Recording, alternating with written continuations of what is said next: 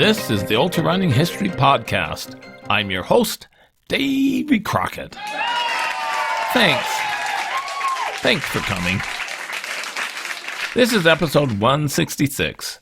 In this episode, I will share the running career of ultrarunning professor and legend Stu Mittleman, who was from New York City, the sixth person to be inducted into the American Ultrarunning Hall of Fame, as I continue this series on Hall of Fame ultrarunners. There are now 11 books in the Ultrarunning History series available on Amazon, covering about 200 years of fascinating history of men and women who dared to go ultra distances when the public thought they were crazy. Learn about their adventures and accomplishments. On Amazon, search for Ultrarunning History. If you want to buy multiple books, contact me for a discount on ultrarunninghistory.com.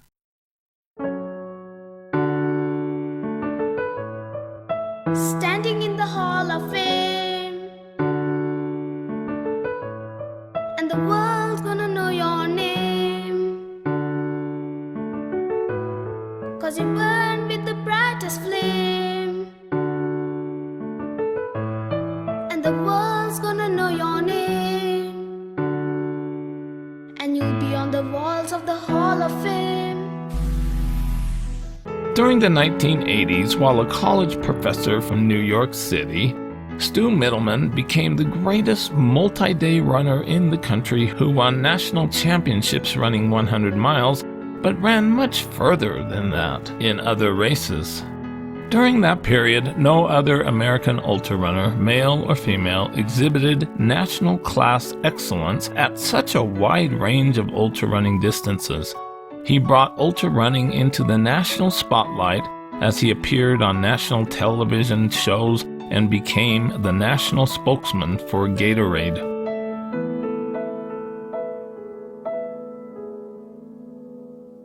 Stu Mittleman was born in New York City in 1951. His Mittleman grandparents were Jewish-Russian immigrants who came to America in 1913. When he was in high school in Dumont, New Jersey, in the late 1960s, he was on the track team and ran the mile in 4:39 and the half mile in 2:01. He was better at wrestling, in which he lettered and was a district champion. At the University of Connecticut, he continued wrestling for one season, but switched to long-distance swimming and weightlifting. He earned his master's degree at the University of Connecticut. He was a heavy smoker during school, going through 2 packs of cigarettes per day. During the early 1970s, he became disillusioned with the state of the country during the Vietnam War era and spent time on the West Coast, where he took up running again, quote, for his head. But while skiing in 1975, he had a terrible fall, tore his ACL, and damaged cartilage. He had knee surgery and could not run for 5 months. When he could run again, he did it for relaxation and to find quiet time for himself. In 1977, he ran at Flagstaff Mountain in Boulder, Colorado, and fell in love with running. He went into a running store and asked how he could sign up for the Boston Marathon 3 months away. They told him he needed to qualify. So he ran Mission Bay Marathon in San Diego and easily qualified with a time of 2:46. Early into his dream race at Boston, he was running in a drainage ditch in efforts to pass runners and twisted his ankle terribly. Disappointed but determined, he tied ice around his swollen ankle and vowed not to drop out of the race. He finished in 4:03. He returned to Boston the next year and finished in 2:31. After finishing the New York City Marathon 6 months later in 2:33, he couldn't understand why he couldn't run any faster, even though he had never tired at the end of his races. He said, I just started thinking, why did I have to stop? I wondered how much longer I could have run. As a graduate student in sports psychology at Columbia University, Mittleman ran his first ultra in 1978, running 6:11 in the Metropolitan 50 in Central Park, New York. That year, the race was poorly organized and the front runner went off course, but he placed 8th with 6:13. I ended up sprinting the last 10 miles and I was hooked. He liked ultras better than marathons because they were less competitive and they had a friendlier atmosphere. With that elite performance, he qualified to enter the 1979 Unisphere 100 held at Flushing Meadows in Queens, New York on a 2.27-mile loop road course around Meadow Lake. It was the 100-mile national championship. The race had strict qualifying requirements, and the cutoff time to finish 100 miles was set to a very difficult 18 hours. Headlining the race that year was the 100-mile track world record holder Don Ritchie from Scotland. Mittleman said, "When I first considered 100 miles, I thought it was impossible. When I found out that people were doing it, it forced me to rethink that. The toughest decision was to go out and attempt it." In all, there were 27 starters, including many of the best ultra-runners in the country. As expected, Ritchie won and set a world 100-mile road record of 11 hours 51 minutes. Mittleman reached 50 miles in 7:02. At 60 miles, I was farther than I had ever run. Anxiety and fatigue overcame me, and I was ready to drop out. I decided to walk a lap. While I was walking, I felt rejuvenated, and I started to walk again. At that point, I stopped being in awe of the distance and did what I had to do. He finished in 4th place with an impressive 14 hours 34 minutes. In 1980, this 100-miler continued to be held at the Flushing Meadows Park Loop, put on by the New York Roadrunners Club. The 1980 race was still a restricted invitational, and for this year, it was said to include the most elite field for any American ultra. There were 29 starters. Mittleman had been in 8th place at 14 miles, but by 37 miles had advanced to the head of the class. It was a position he never relinquished, carving out a comfortable 14-minute lead by his 50-mile split at 6:11. Eventually, it ballooned to over 42 minutes at one point. During the night, he started hallucinating, seeing himself as an ancient Greek running through the streets of Athens. He experienced a mild slump near the end that prevented him from breaking 13 hours. He finished in 13 hours and 4 minutes, which was the second fastest American 100-mile time in history up to that point.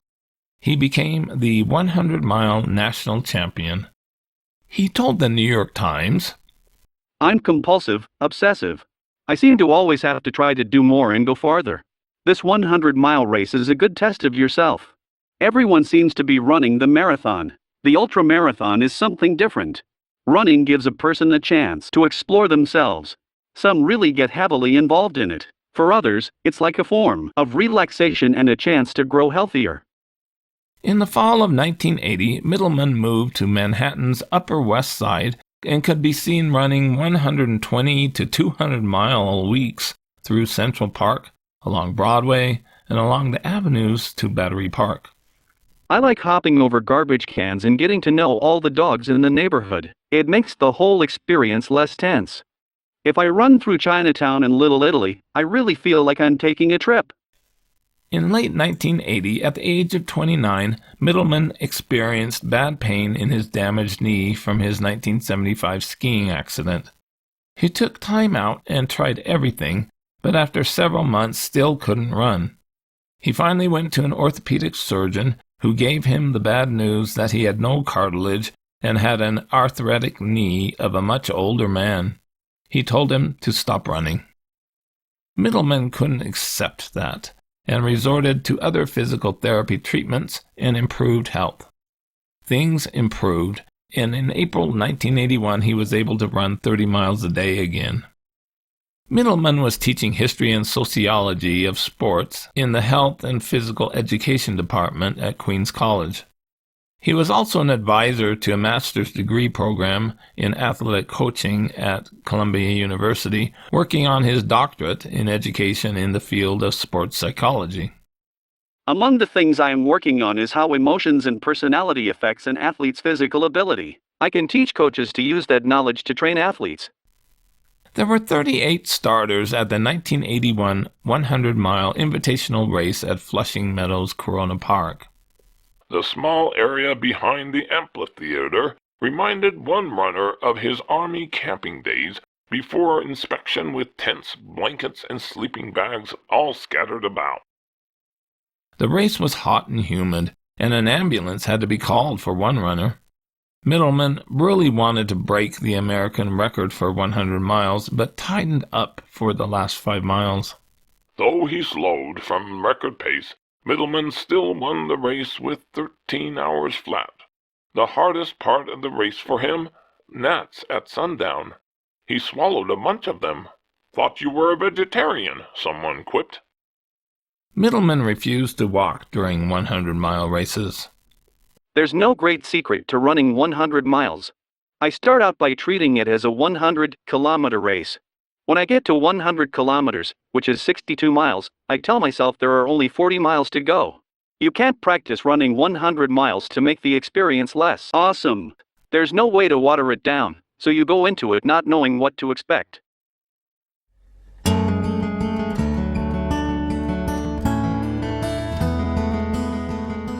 The 1982 100-mile championship was moved to Shea Stadium to help promote more publicity for the sport. The start-finish line was behind third base and home plate. The course ran around on the baseball warning track for a quarter mile and then out in the parking lot in a 3/4 mile question mark loop, avoiding 6-inch puddles from rain. Aside from a few unavoidable puddles, the lot was fine. But after only a few miles, the clay and cinder warning track became a quagmire. A few strategically dumped wheelbarrows worth of heavy grain salt in mid-race helped a bit, but at least 200 yards per loop consisted of sticky, slippery, inch-thick goo for most of the race. The lap counters used the Mets dugout for shelter from the rain. The New York Times published a long article about Mittleman and established him as the favorite. The race was filmed by CBS, and ABC's Good Morning America show planned to have the winner on their show. Mittleman and Lyon Caldwell, a doctor from Arizona, sought after that opportunity and battled intensely. 45 men and 3 women started. Mittleman led the entire race. He reached 50 miles in 5:45 with a 2-mile lead over Caldwell and said, From 50 to 75 we were both really pressing. Oh, we were racing so hard in there, neither one of us ever letting up. It was crazy. Mittleman refused to give up his 2-lap lead. He commented about the mud on the warning track. I don't run too well in the rain, and I run better when it's hot. I think the best running I did was from the 50-mile to the 75-mile point. It was like running in glue. The mud was treacherous, and there is no doubt that the race took its toll on me. I've never competed under these kind of conditions. It was reported, During the last 5 hours, the warning track slime became so bad that handlers had difficulty walking through it. It was also said that Mittleman changed shirts about 40 times during the event, shirts given to him by a sponsor.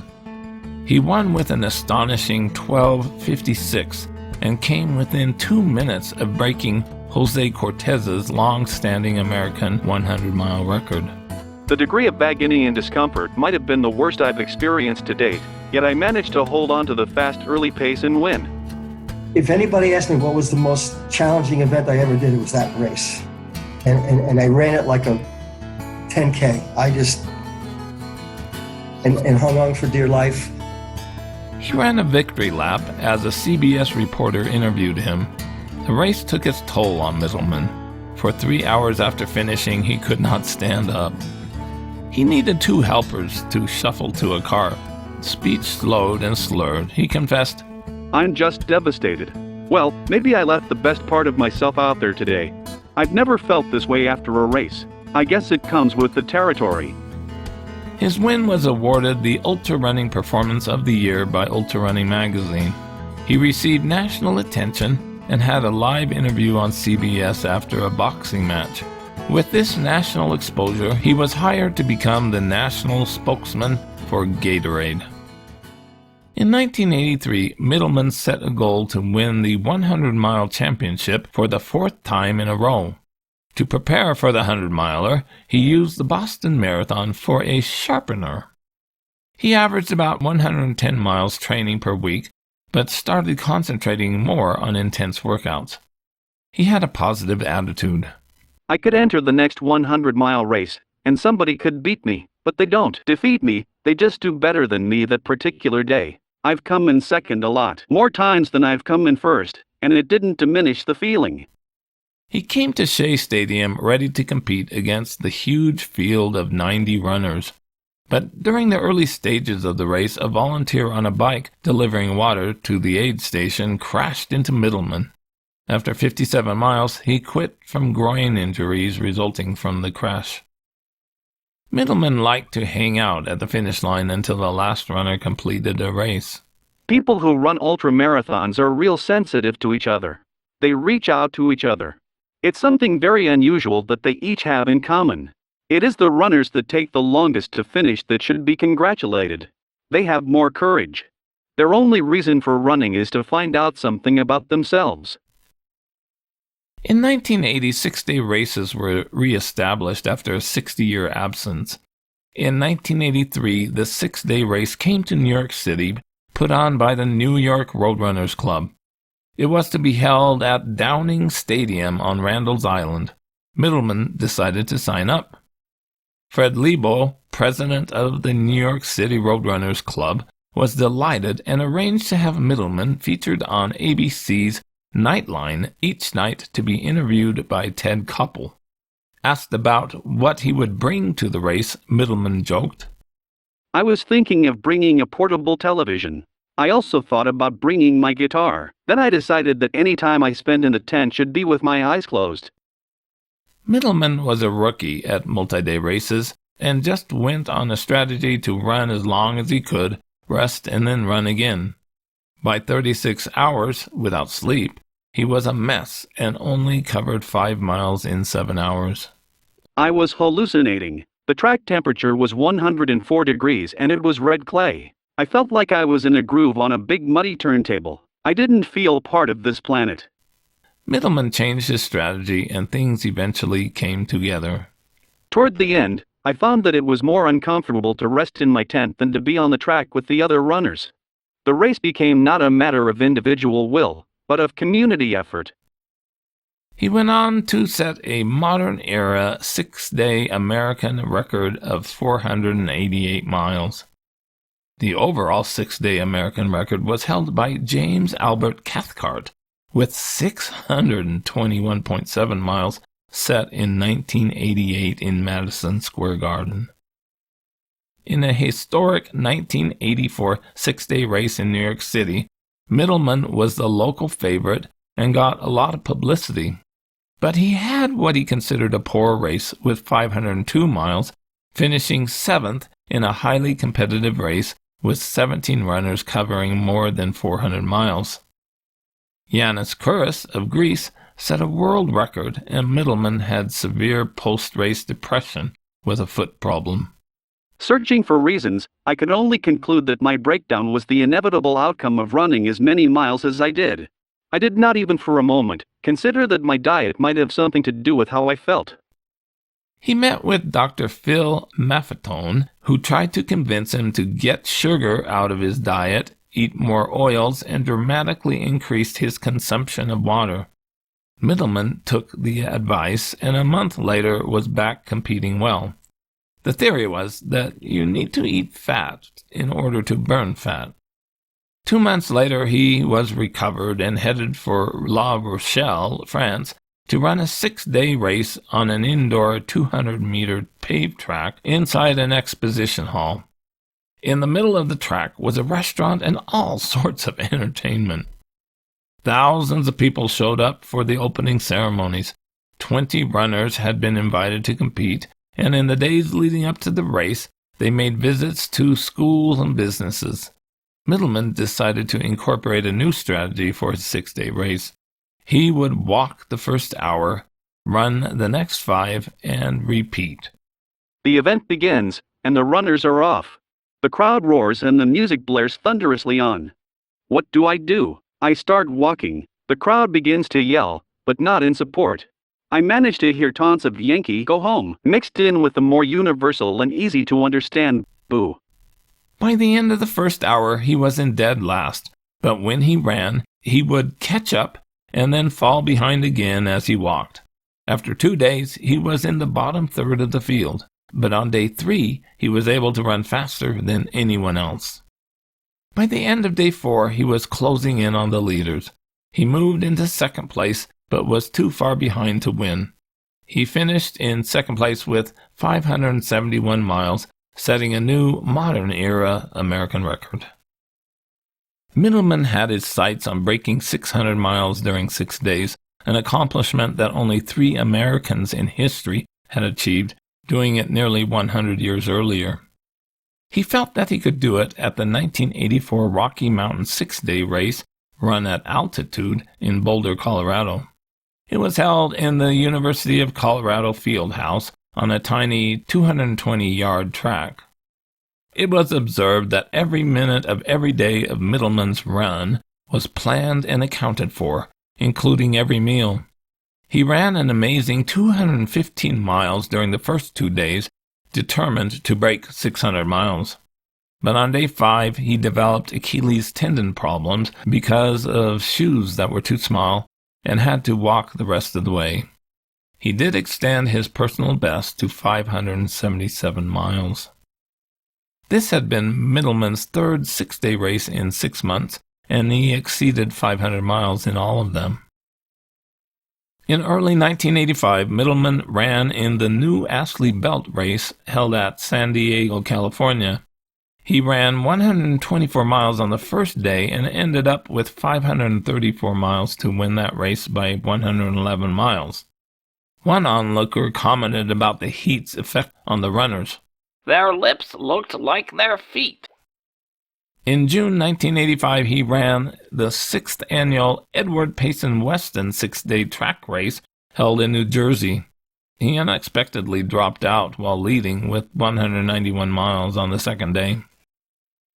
In 1986, Mittleman ran in a historic 1,000-mile race and battled the famed world record holder Siegfried Bauer of New Zealand for nearly 11 days at Flushing Meadows on a 1-mile course that consisted of an out-and-back lap and was barricaded to keep separated from the thousands of park visitors who would stop to see what was going on. There were 13 competitors. Bauer was determined to defend his world record. Don Choi of San Francisco was also there to defend his American record set the previous year. Mittleman was ready to compete. After the first day, Bauer had the lead 4 miles ahead of Mittleman, who ran 116 miles.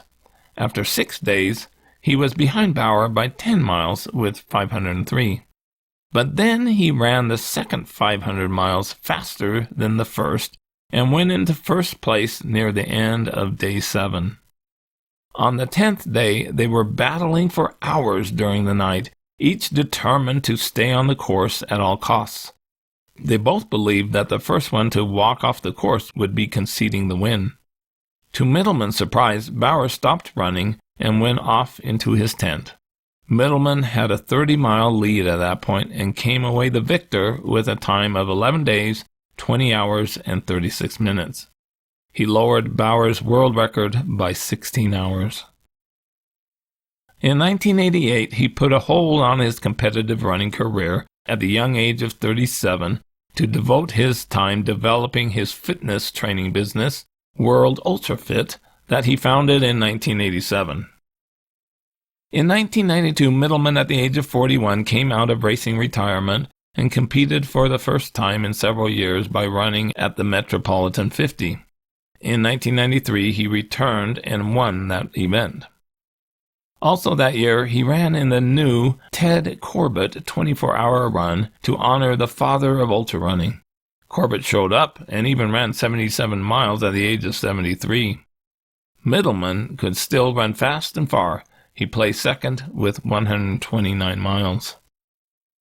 In 1994, Mittleman became the first American ever to win the 6-day race in La Rochelle, France. He covered 536 miles. In 2000, he ran across America from San Diego to New York City in 56 days, raising about $175,000 for charity. Mittleman published a book in 2002, Slow Burn, that contained excellent advice for runners. About 2004, he moved to Palm Desert, California. In 2008, he was inducted into the American Ultrarunning Hall of Fame. In 2010, he ran 12 marathon distance runs in 12 days to raise money for Haiti. In 2011, at the age of 60, he ran his last known ultra, the Peanut Island 24-hour run, and covered 71 miles. He ran with one of his clients who was raising money for a boy fighting cancer. In 2024, Mittleman was 73 and was living in Indio, California. I set a world record running 1,000 miles in 11 days. That's 85 miles a day. I also was the U.S. National 100-mile champion for 3 consecutive years, setting an American record each time. One of the most talked about things I've ever done was run across the United States from San Diego to New York, a distance of 3,000 miles, which I completed in 56 days. Now that's 2 marathons a day, every day for the entire journey. And recently I ran over 12 marathons in 12 days, a total of 360 miles in the desert to raise money for the rebuilding of Haiti. By the way, the reason I ran all these thousands of miles wasn't to break any records, but it was to raise awareness about the challenges that our children face, with the dramatic rise of type 2 diabetes and obesity, to raise money for charity, and to inspire people to take action about their health and fitness. Stay tuned to learn more about the Hall of Famers. Do it for your country, do it for your name, 'cause there's gonna be a day when you're standing in a hall of fame. Ooh, and the world's gonna know your name, 'cause you burn with the brightest flame. Ooh, and the world's gonna know your name, and you'll be on the walls of the hall of fame. You can be a champion. You can be a champion.